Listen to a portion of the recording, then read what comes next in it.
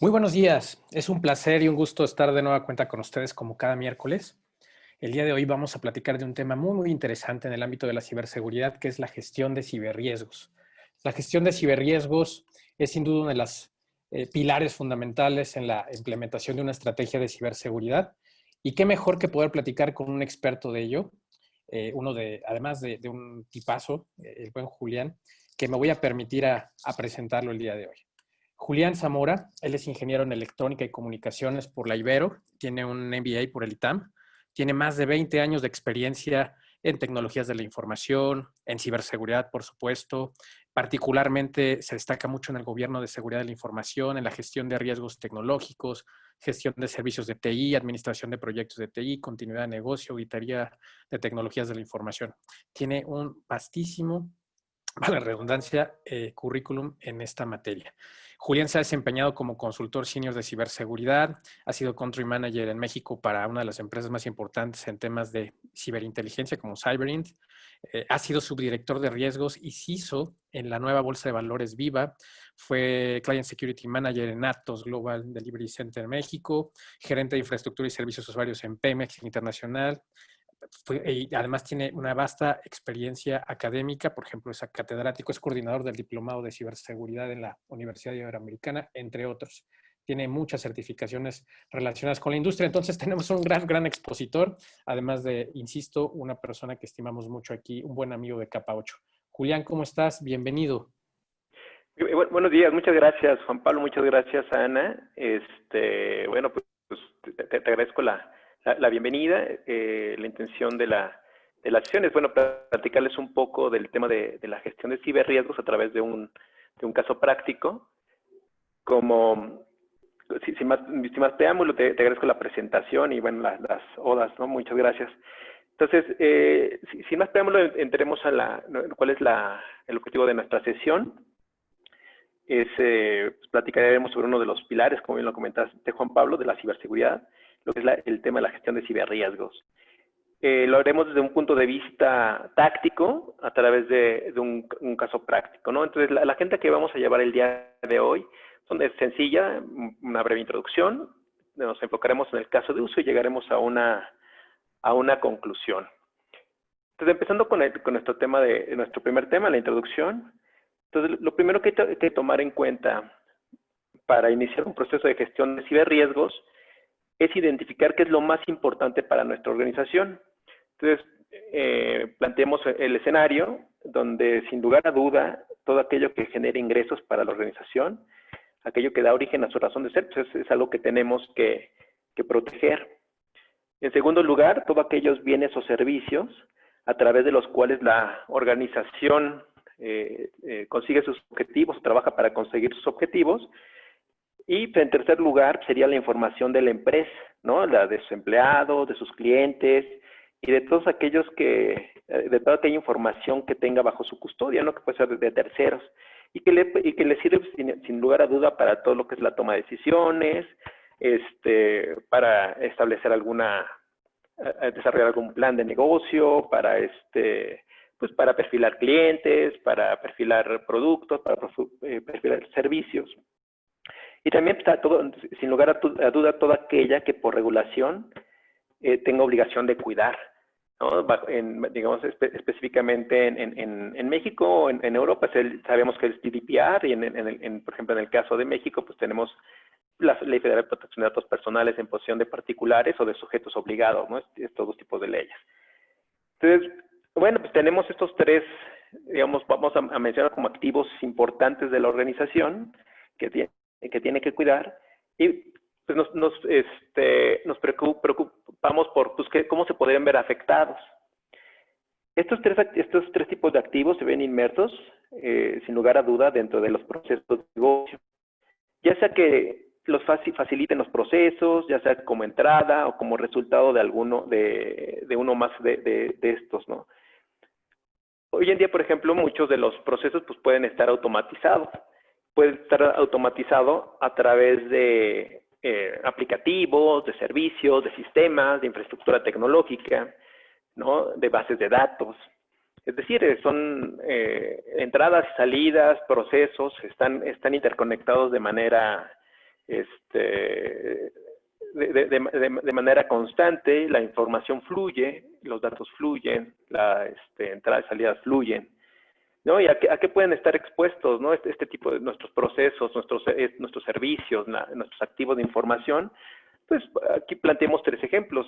Uno de ellos es la fuga o brecha de datos, ¿no? Que atenten contra la bien sabida confidencialidad, integridad y disponibilidad de los mismos. Otro puede ser a fraudes, ¿no? Que tanto internos como externos. Y un tercero, pues podría ser la afectación de los servicios, ¿no? Ante fallas en infraestructura que lo soporta, ¿no? Y que puede ocasionar una degradación o una indisponibilidad o una irrecuperabilidad del mismo.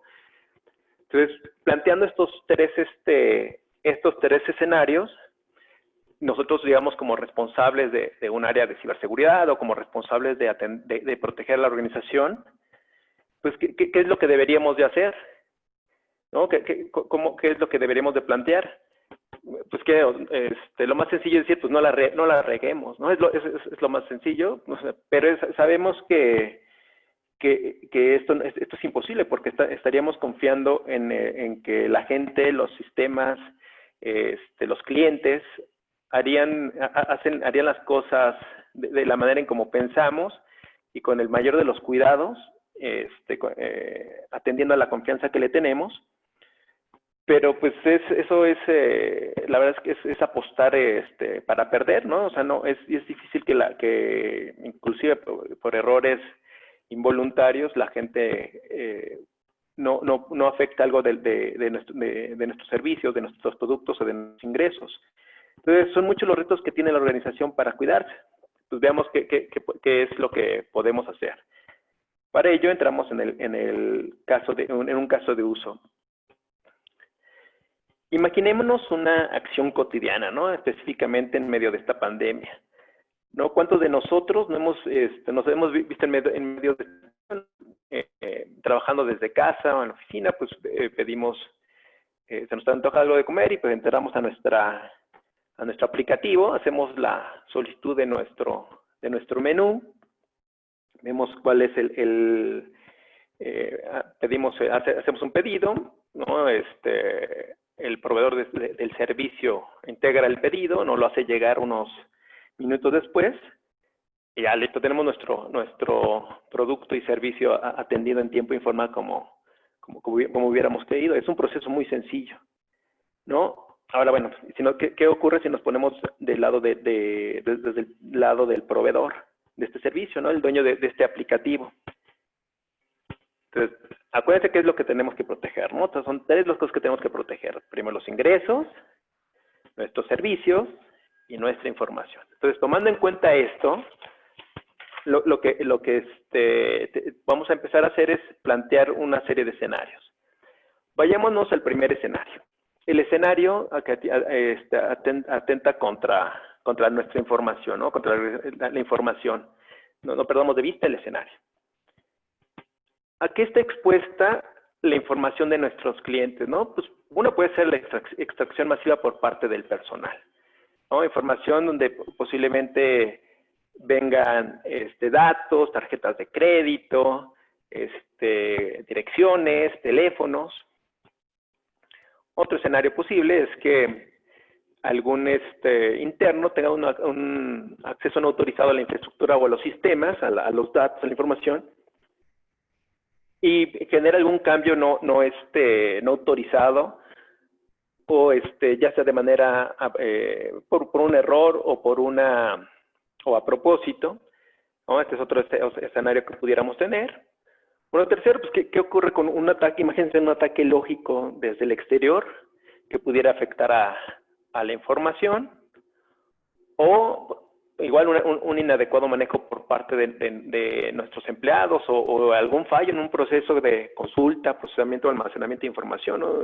¿Cuántas veces en las últimas fechas no hemos escuchado que de repente se da a conocer que una base de datos, un archivo estuvo expuesto sin ningún tipo de protección en el exterior y al cual la gente ha tenido acceso, a lo mejor no de manera deliberada, pero pues finalmente se exponen los datos? y por último, pues imagínense un malware que infecte los sistemas o los servicios, que aprovechándose de las vulnerabilidades, y estos se vean afectados junto con su información, de un ataque vil y villano de ransomware, ¿no? También estos que hemos escuchado al final en estos últimos meses. ¿Cuál sería el impacto que tendríamos ante este tipo de escenarios?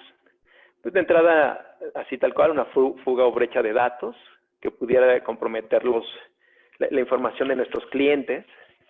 Y esto, pues, ¿a qué puede dar origen? Pues a fraudes por suplantación de identidad, a multas o sanciones, algún tipo de impacto reputacional, ¿no? Este tipo de impacto, bajo este escenario, la información de nuestros clientes se pudiera ver comprometida. Entonces va directamente contra la información de nuestro cliente. Este es uno de los escenarios posibles. Otro escenario, por ejemplo, podría ser el escenario de fraudes, ¿no? Aquí, en este segundo escenario, atenta directamente contra los ingresos. Una de las exposiciones, pues, es tal cual un fraude realizado por un tercero. Imagínense que está utilizando tarjetas de crédito legítimas, pero bueno, no es le está utilizando una tercera persona. O imagínense también en el caso de los aplicativos, que estuvieran estos mal desarrollados o que tuvieran alguna puerta trasera que al cual pudiera acceder gente no deseada y que pudiera generar algún mal funcionamiento buscando algún beneficio. Recordemos un poco el caso del SPEI hace algunos años. O inclusive, pues, una complicidad entre un empleado y un cliente que están buscando algún objetivo económico y que pudiera afectar a la organización.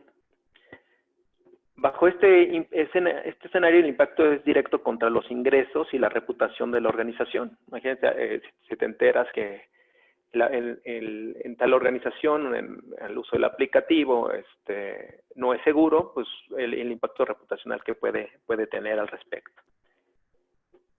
Y por último, nos vamos con un escenario que afecta directamente a los servicios tecnológicos y veamos a qué pudiera estar expuesto. De entrada, pues, a un mal funcionamiento o rendimiento inadecuado de su infraestructura de telecomunicaciones y de información y telecomunicaciones, servidores, redes, etcétera, o inclusive de las mismas aplicaciones, o a una caída del servicio, ¿no? También de cualquiera de sus componentes, ¿no? De la red, de los servidores, de las bases de datos, de los mismos aplicativos. Igual bajo este escenario, existiría una afectación directa en nuestro aplicativo, lo cual afecta el servicio a nuestros clientes. Entonces ahí tendremos un evento complicado en el cual, pues, el servicio o no está disponible o está degradado, o inclusive en el peor de los casos, pues, ¿qué ocurre si no se puede recuperar el servicio? Entonces ahí sí hay una pérdida económica y, bueno, también la parte reputacional, ¿no? Pero aquí nos iríamos directamente con la pérdida económica. Entonces, aquí de primera mano, pues, vemos 3 escenarios, una serie de escenarios de riesgo que pudieran afectar a la organización que provee este servicio de comida. Ahora, ¿en qué escenario me voy a enfocar? ¿Cómo es que, o sea, para este caso en específico que tengo identificados estos escenarios, en cuál me enfoco? ¿No? ¿Por cuál empezamos? ¿Cuál sería el primero? ¿Los atiendo todos en el mismo momento? ¿Todos son igual de urgentes o de críticos? ¿Todos son necesarios de atender? ¿De qué manera los atiendo, ¿no? ¿Cuál atiendo primero? Pues nos vamos directamente vayámonos por pasos, ¿no? Hagamos una estimación de su probabilidad de impacto y utilicemos lo que ya conocemos como nuestro mapa de calor. Entonces tenemos ya en esta lámina, pues, enlistados todos nuestros escenarios de riesgos, ¿no? Digo, la enumeración no tiene ninguna, en este momento es un orden en función del aparecimiento. Entonces, ¿qué podemos hacer? Pues en este caso, uno de los primeros temas que hay que organizar es identificar su probabilidad de impacto. El impacto este va en función del apetito de riesgo de la organización. Y la probabilidad hay de dos: o vemos si hay alguna estadística que tenemos en la organización, o utilizamos el criterio experto. Y ese criterio experto está en función, pues, por ejemplo, de identificar si la periodicidad del evento, si ha ocurrido, si es frecuente, poco frecuente, o muy poco, o nunca ha ocurrido. Si para que ocurra hay algún tipo de complejidad, ¿no? Que se tenga a la que se tenga que enfrentar el actor o el ciberactor que atenta contra nuestro servicio. Si hay un entorno favorable o desfavorable, es decir, por ejemplo, todo mundo seguramente se incrementó el uso de este tipo de aplicativos durante estos últimos meses debido a la pandemia. Entonces, seguramente es un ambiente que pudiera ser favorable para que pueda ocurrir, para que alguien se aproveche de la situación. Entonces, bueno, le vamos a hacer un poquito como el chef Oropesa, ¿no? Entonces, le vamos a preguntar a nuestros especialistas o utilizamos nuestro criterio experto y empezamos a hacer la valoración de la probabilidad y el impacto, ¿no? Entonces, vemos pues qué tan factible y qué tan probable y qué impacto tuviera pues una extracción masiva de información por parte del personal, ¿no? Lo vamos valorando. Lo mismo que ocurre con el malware. Hemos identificado últimamente que los ataques de ransomware son muy frecuentes. Apenas hace unos días MAPFRE acaba de anunciar que tuvo un ataque de ransomware. Entonces, seguramente, y no se diga, muchas instituciones gubernamentales y otras organizaciones particulares. Entonces, seguramente la probabilidad debe ser muy alta. Hacemos una evaluación de accesos no autorizados o de ataques lógicos, ¿no? O sea, que pudieran atentar a algún tipo de negación de servicio. Vemos el tema de, oye, ¿qué tan factible es el error humano? Si son procesos manuales, ¿no? Y un poco automatizados, seguramente la probabilidad de que el proceso realizado por alguna persona o por algún sistema pues pueda generar algún problema, temas fraudes. Entonces, vamos haciendo una valoración en función mucho del conocimiento interno de la organización y del medio.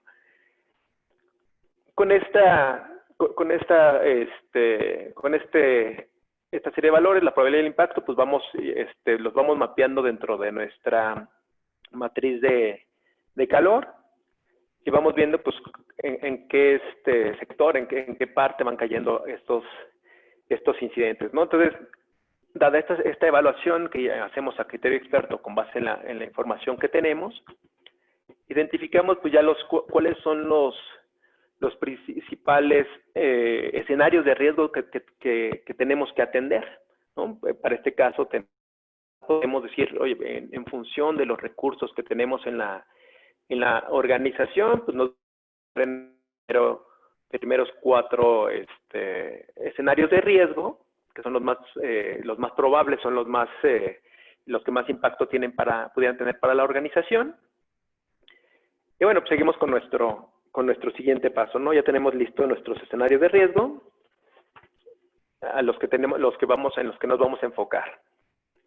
Ahora, una vez que tenemos estos escenarios de riesgos, lo que sigue es identificar cuáles pudieran ser las posibles causas para que estos escenarios se pudieran materializar. Y bueno,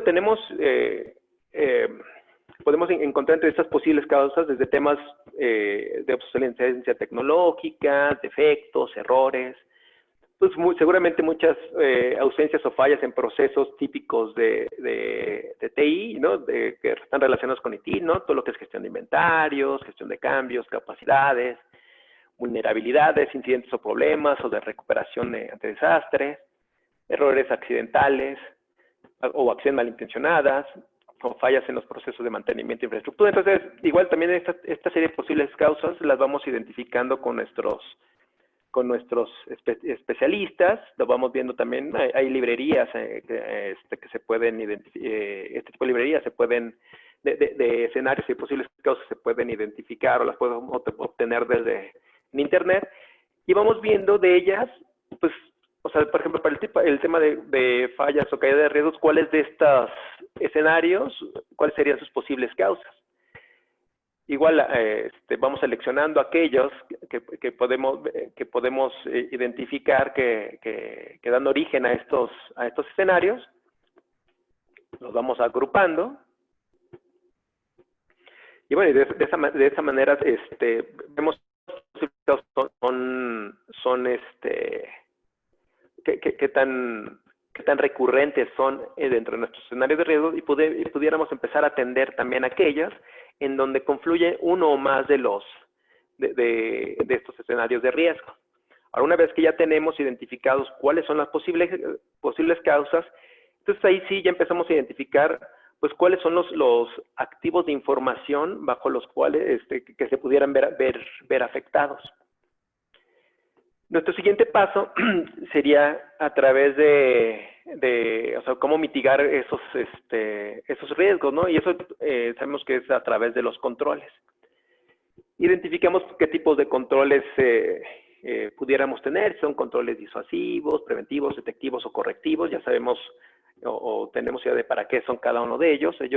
Esto nos ayuda a reducir la probabilidad o el impacto. Entonces, por ejemplo, aquí tenemos, aquellos controles disuasivos nos van a ayudar a reducir la probabilidad de que una amenaza. O en el caso de los preventivos, pues que nos ayudan a reducir la probabilidad de una vulnerabilidad.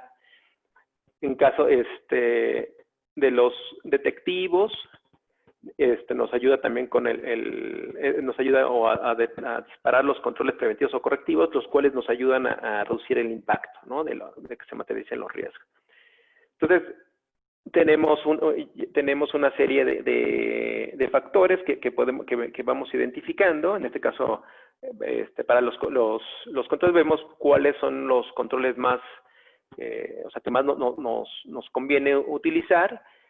Y el siguiente paso sería utilizando nuestro framework de confianza, ¿no? Dependiendo de la madurez de la organización, dependiendo de la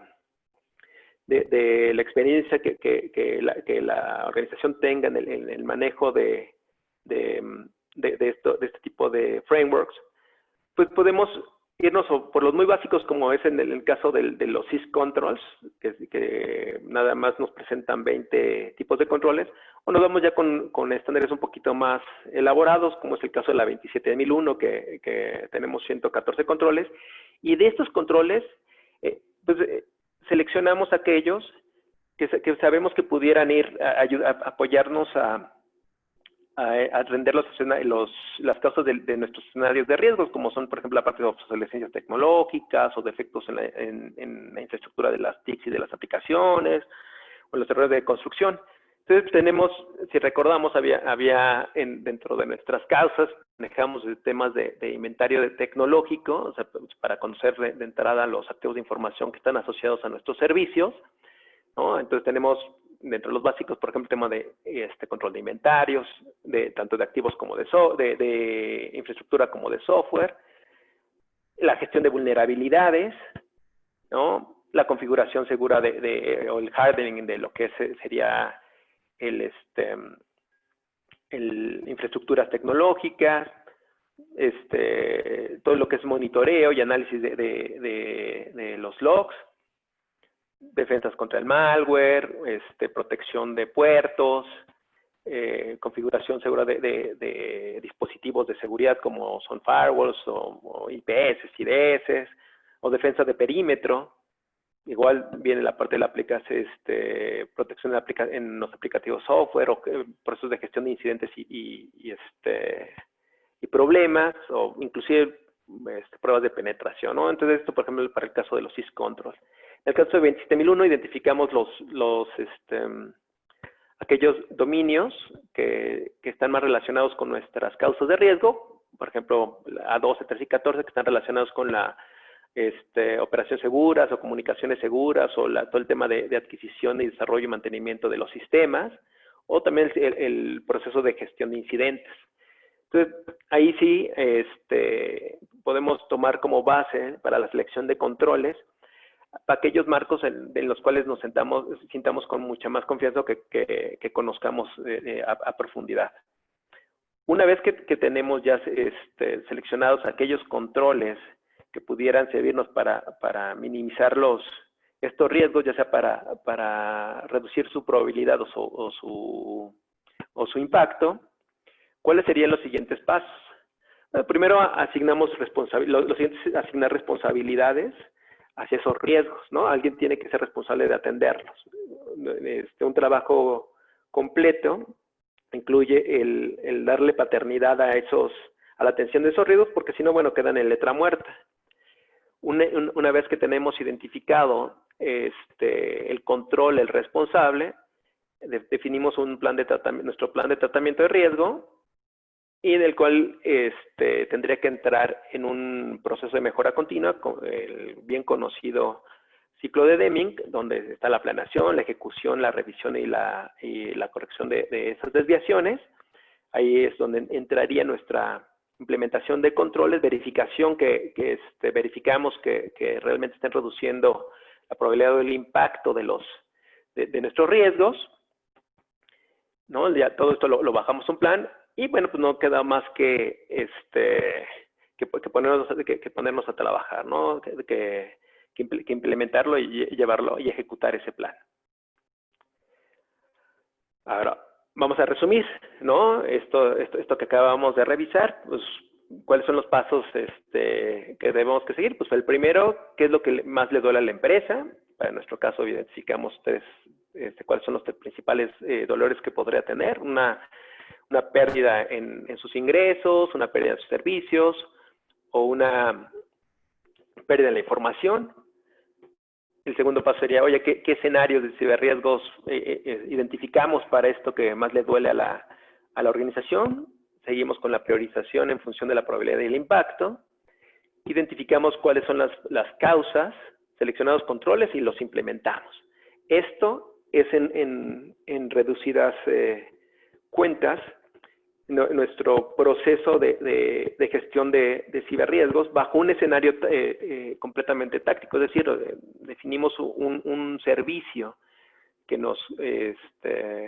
un proceso, un servicio que es importante para la organización. De ese servicio identificamos qué es lo que más qué es lo que nos pudiera ocasionar algún dolor, ingresos, servicios, información. Priorizamos en función de probabilidad de impacto. Esta probabilidad de impacto está mucho en temas relacionados con histórico que tuviéramos, estadístico, o nos volteamos a ver lo que está ocurriendo en otras organizaciones. También vemos lo que ha ocurrido de manera interna, vemos un poco a juicio criterios de experto. Y bueno, identificando las causas y los controles, ya tenemos nuestro plan completo. Ahora, este tipo de aproximación a la gestión de riesgos, identificando primero escenarios, digamos, es una manera diferente de ver el proceso de gestión de ciberriesgos. Originalmente, o muchos de los procesos de gestión de gestión de riesgos, siempre que identifiquemos los procesos, los activos, amenazas, vulnerabilidades. Sin embargo, un escenario así puede llegar a ser poco práctico, porque ocurre que en muchas de las organizaciones, cuando señalas que hay que identificar los activos de información, pues, o sea, se van desde los microcomponentes, desde lo micro hasta lo macro, ¿no? Entonces, con esa aproximación, los riesgos aumentan de manera exponencial. Sin embargo, ya al identificar nada más escenarios específicos de riesgos, es mucho más sencillo atender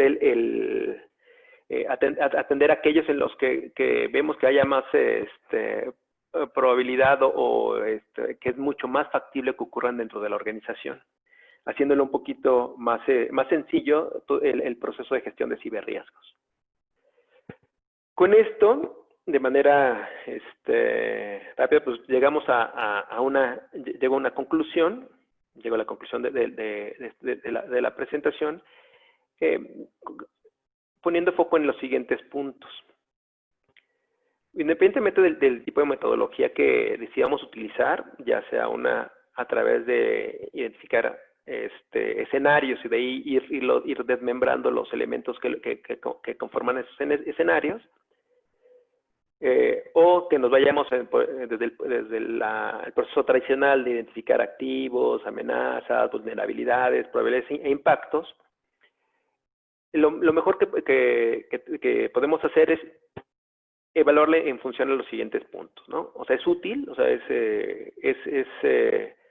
no queremos que se quede en un ejercicio meramente teórico, sino queremos hacer un ejercicio que sea completamente práctico para la organización. Entonces, ¿cuál de las aproximaciones nos sirve más o nos pudiera servir más? O sea, es útil para la organización, es práctica, ¿no?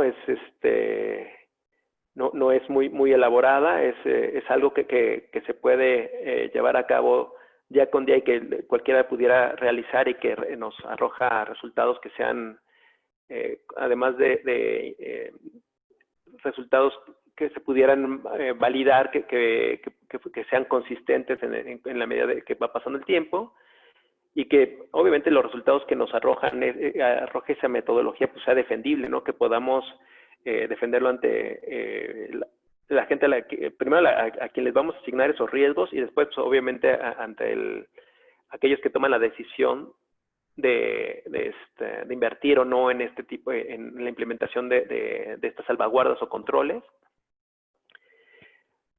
Siguiente, pues tenemos que el objetivo de cualquier proceso de gestión de ciberriesgos, pues es que los podemos identificar y reducir los riesgos a un nivel aceptable. Sabemos que, salvo que dejemos de realizar la actividad que genera el riesgo, no hay manera de que los riesgos desaparezcan, ¿no? Entonces, pues podemos ya sea mitigarlos, aceptarlos, transferirlos. En este caso, pues la intención es mitigarlos, porque inclusive la transferencia es una manera de mitigación también.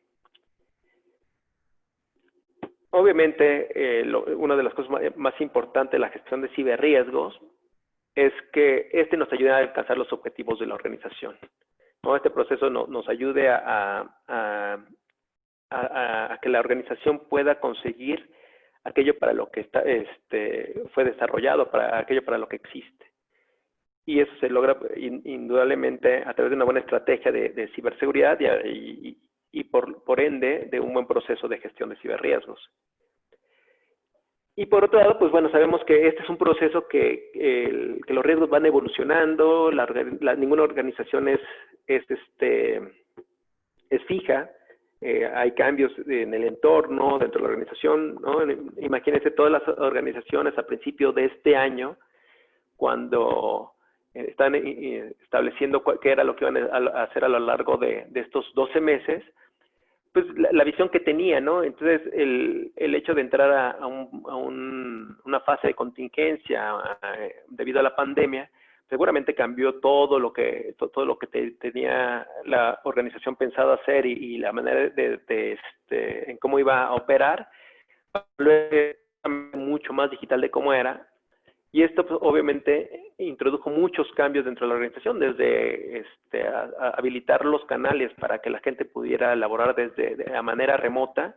Seguramente con ello lo que hizo fue abrir muchas puertas para, pues primero estaba la operación, ¿no? Y seguramente la parte de la seguridad la dejaron en un segundo o tercer plano. Entonces, un proceso de gestión de ciberriesgos lo que nos va a ayudar es, pues, por lo menos a identificar cuáles son los riesgos a los que se expone la organización ante uno de estos cambios. Y bueno, ya será cuestión de ver pues, cuál les va a ser la responsabilidad que tome la organización pues, para atenderlos, aceptarlos, mitigarlos o transferirlos. Y bueno, pues con esta última lámina, pues concluyo mi presentación, esperando les haya, en pocas láminas haya quedado un poquito más claro esta nueva manera de ver la manera de gestionar los riesgos a través de escenarios posibles ante casos de usos que son muy específicos para la organización. Me me quedo aquí a la espera de sus preguntas, esperando poderles dar una respuesta que les apoye en lo que acabamos de platicar y que les acabo de presentar. Muchas gracias. Juan Pablo, te regreso los micrófonos. Muchísimas gracias, Julián. La verdad es que parece sencillo, ¿no? Que en unas breves láminas podamos recorrer este tema y me parece que lo lograste. Fue, como tú bien lo mencionaste durante la sesión, fue útil, fue práctico, conciso. Y bueno, dejamos abiertos los botones para preguntas y respuestas en caso de que alguien tenga alguna duda y quiera que la canalicemos con Julián. Por aquí nos preguntan, Julián, Carlos Estrada nos pregunta, ¿qué plataformas de EDR o de CTI, de CTI les ha funcionado mejor en México? Y habla de que si le podemos recomendar algunos vendors.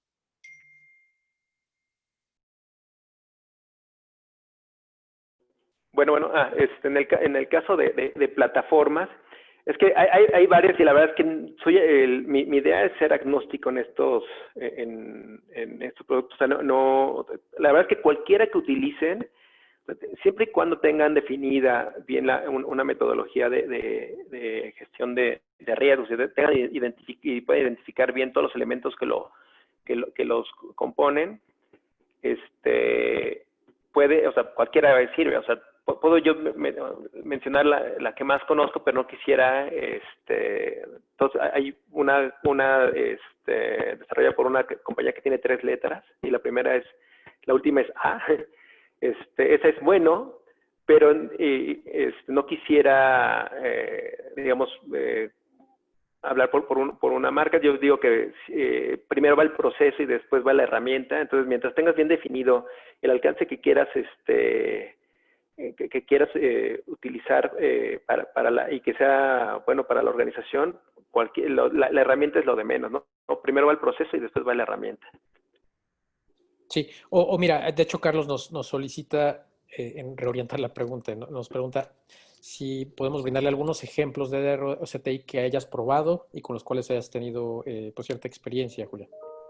No escuché bien la pregunta. ¿Me la puedes repetir, Juan Pablo? Sí, nos pregunta Carlos, tratando de reorientar la misma pregunta, si puedes brindar algunos ejemplos de EDR o CTI que hayas probado.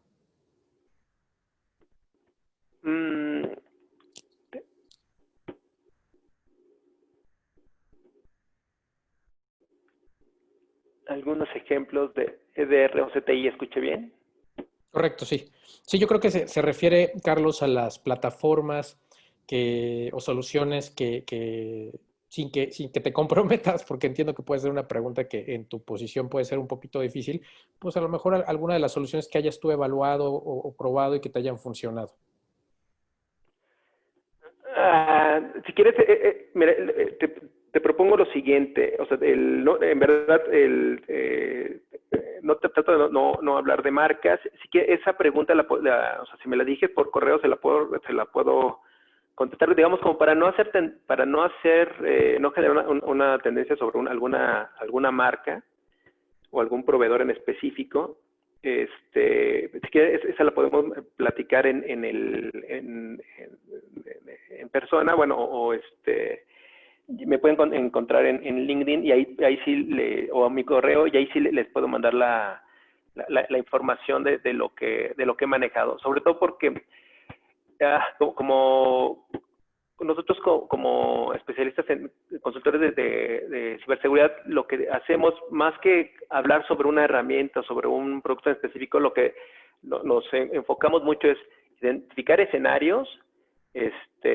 Muchas veces esos escenarios de riesgo los responsables pueden no estar de acuerdo y tener una visión diferente. Entonces, muchas veces lo que nosotros decimos sí tiene un impacto en lo que, o sea, si hacemos una recomendación, puede llegar a ocurrir que dice, es que con esto, al tomar yo una tendencia, pudiera, y que esta pudiera no ser la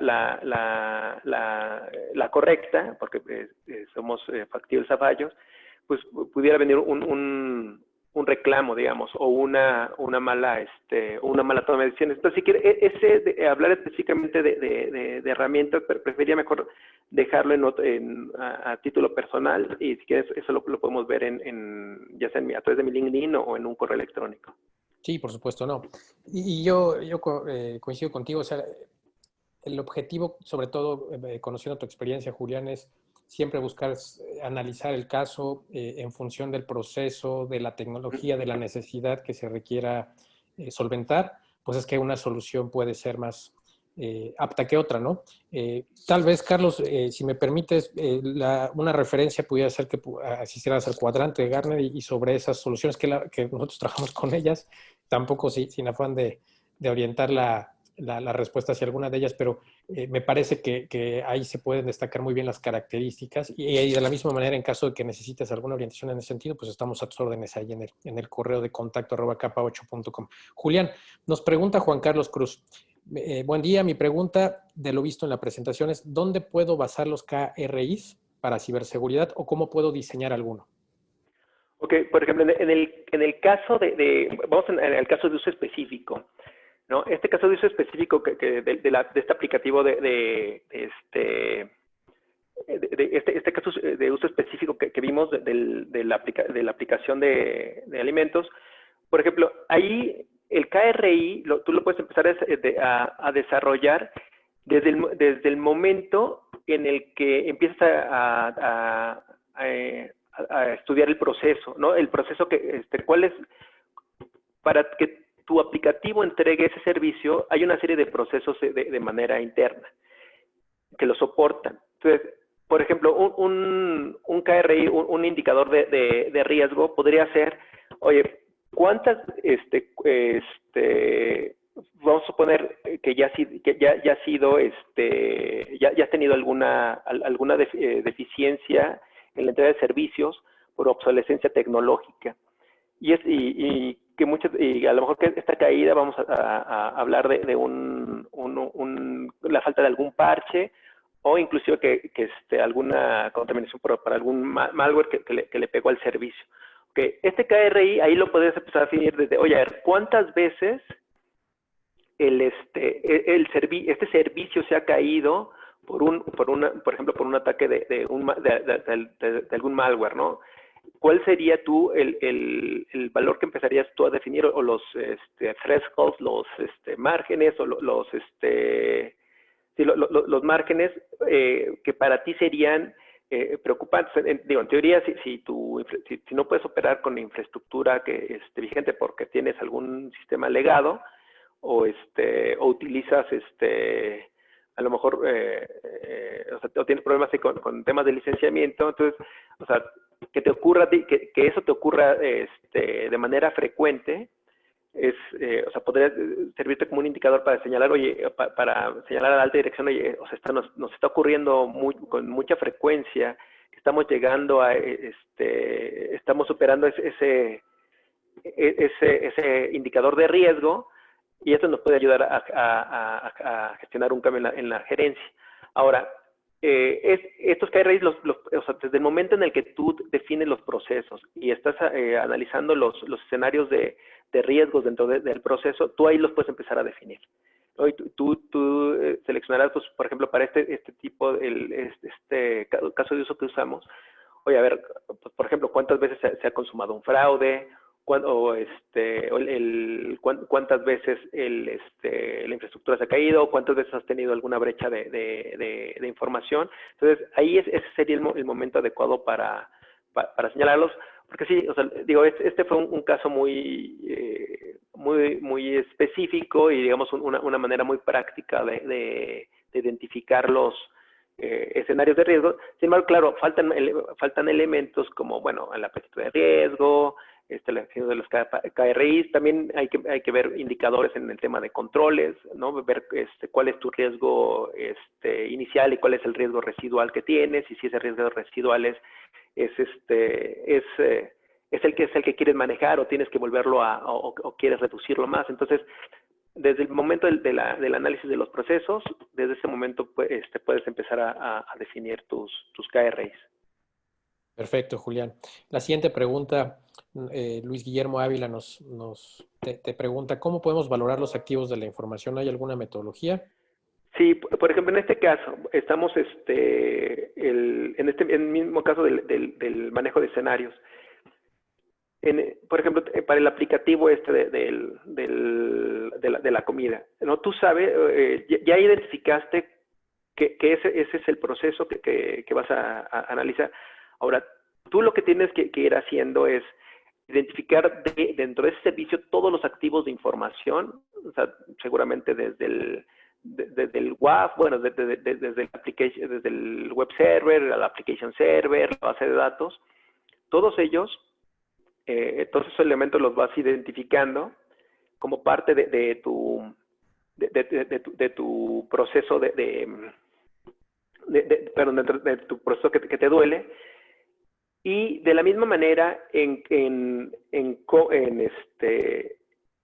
sea, muchas veces también es a criterio experto. Si sabes que es la única puerta de entrada que existe para que ese proceso se ejecute, por ende puede llegar a tomar el mismo peso de criticidad que el propio servicio. Ahora, por ejemplo, ¿qué ocurre? Si por ejemplo, tienes controles que te pueden ayudar a mitigar el riesgo, por ejemplo, un balanceador de cargas en la entrada del servicio web, si tienes infraestructura de alta disponibilidad, o sea, puedes ir reduciendo la criticidad de ese activo. Pero de entrada, o sea, todos aquellos activos en los que se soporta la operación del servicio crítico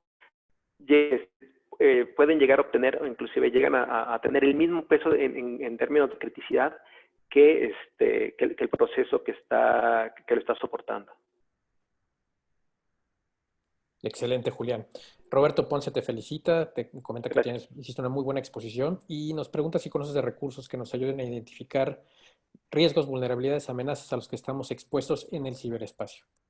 Okay. Por ejemplo, en términos de vulnerabilidades, es muy, o sea, todo lo que es la CVE, ¿no? El Common Vulnerability, y la base de datos CVE que se va publicando, que se publica pues, diario, donde se notifican todas las vulnerabilidades que salen de todas las infraestructuras, entiéndase, switches, routers, sistemas operativos, etcétera. Esa es una buena fuente.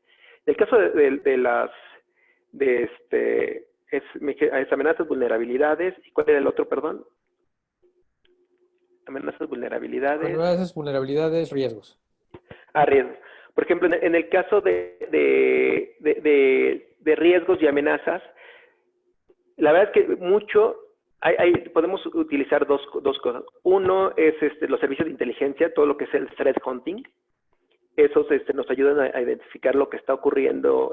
Muchas veces estos servicios se pueden contratar, digamos, a modo para las organizaciones, y lo que hacen es hacer una investigación tanto en redes abiertas como en la dark web, la deep web, de lo que está ocurriendo en el medio, y muchas veces lo perfilan hacia el tipo de organización que eres. Entonces, por ejemplo, ahí bien puedes o sea, se puede identificar cuáles son las amenazas que están ocurriendo, los riesgos a los que están expuestos a la organización, y obviamente pues también el estar informado por medios públicos. Entonces, como herramientas, sí, herramientas y servicios de threat hunting. Temas de vulnerabilidades, pues están las fuentes abiertas, que es todo este tema del CVE, que pues, se va publicando prácticamente de manera diaria en función de cómo los fabricantes van identificando las vulnerabilidades a sus servicios, a sus productos o servicios. Entonces, con esto te dejo respondida la respuesta, ¿no? Lo que se ve y servicio de threat hunting sería mi respuesta concreta. Excelente, sí, me parece que sí va por ahí. Julián nos pregunta, bueno, te saluda Luis Alberto Aristizábal y pregunta, ¿y si la alta gerencia es renuente, se pueden hacer controles desde nuestras áreas? Gracias. Este es un tema bien importante. O sea, siempre es básico el involucramiento de la gerencia. Claro que se pueden hacer controles desde nuestra área, sin embargo, o sea, si son controles, los más fáciles de implementar pudieran llegar a ser aquellos controles que son operativos, ¿no?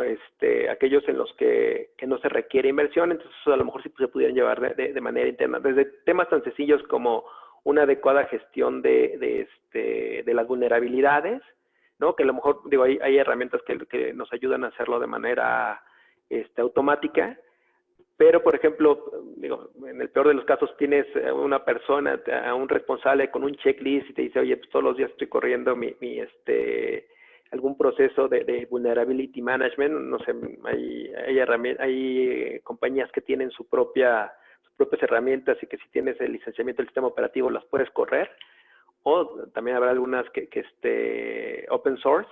Entonces, a lo mejor pues, si ese proceso lo puedes llevar a cabo de manera manual y no requiere una inversión por parte que requiere autorización por alta dirección, pues claro que lo puedes llevar a cabo pues, para fortalecer algunos procesos, algunas áreas. Sin embargo, sí es importante pues, mantener a la gerencia involucrada y que ellos participen en la toma de decisiones. Ellos son los primeros que tienen que ser sensibles de lo que pueden perder o a lo que se enfrenta una organización si no se atienden los riesgos. Para ello es importante pues, que todo esto se presente en términos pues, monetarios y que tengan algún impacto, en el que se represente el impacto que pueda tener la organización. Por ejemplo, imagínense ahorita, en la administración de alguna institución gubernamental, ¿no? Si presentamos todo lo que ha estado ocurriendo, casi podríamos jugar a la lotería de, oye, ¿cuál es la siguiente entidad gubernamental a la que le va a pegar algún ransomware o de fuga de información? Podríamos presentar ese tipo de estadísticas y, oye, levantar la mano y decir, oye, a ver, está ocurriendo esto.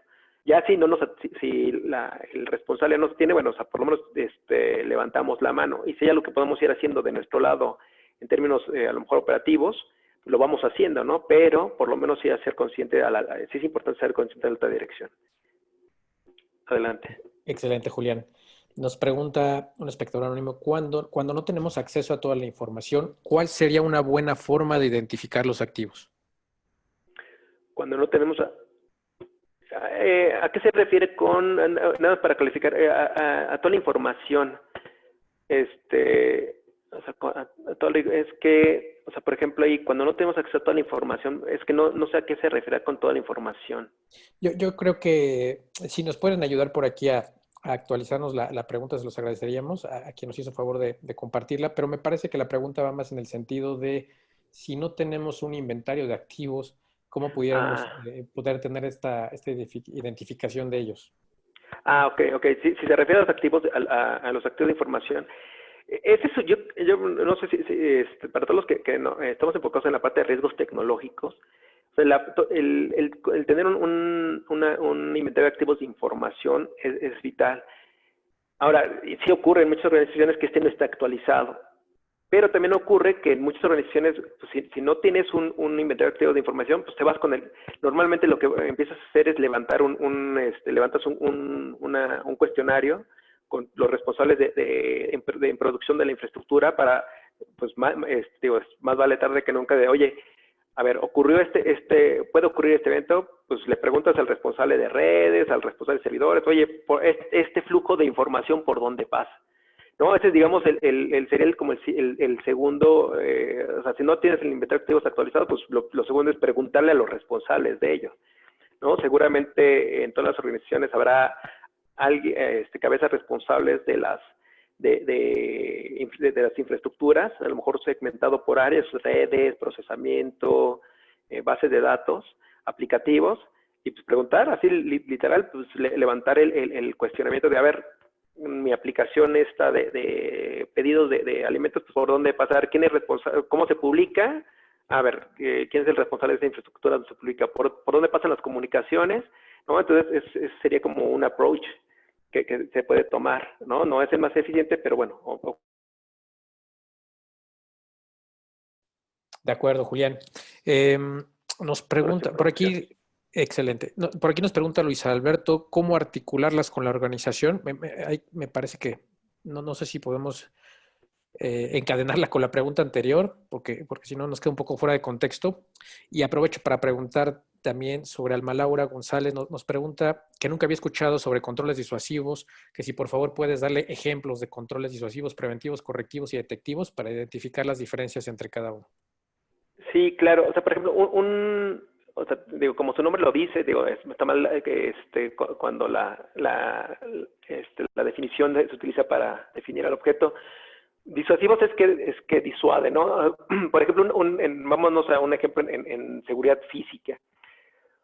Un alambre de púas alrededor de una barda es un control disuasivo. ¿Por qué? Porque señala que pone a pensar en primera instancia al malhechor, que es saltar la barda por lo que le puede generar, ¿no? Le puede generar un daño al intentarla.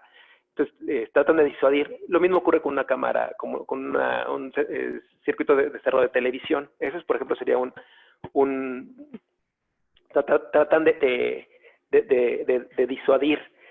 Por ejemplo, también el que firmes un contrato con un NDA, también ayuda. O sea, un convenio de confidencialidad te está señalando que eres responsable por la información que puedas llegar a manejar, ¿no? Entonces, eso sería en el caso de disuasivo. Ahora, por ejemplo, un control preventivo, por ejemplo, aquí podemos manejarlo. Hay algunos controles que pueden jugar dentro de dos grupos. Por ejemplo, un preventivo podría ser un servicio de threat hunting, por ejemplo, ¿no? Donde estás identificando lo que está ocurriendo en el medio, y te está notificando, oye, vamos a suponer en un banco, ¿no? Oye, se está identificando que para México están vendiendo están vendiendo los CPUs de unos ATMs, ¿no? Entonces, eso ayuda a la organización a empezar a establecer algunos controles para prevenir que le ocurra, ¿no? Entonces, ese sería un caso de un preventivo. Luego, los controles, por ejemplo, los correctivos, obviamente, eso ya cuando ya algo está ocurriendo.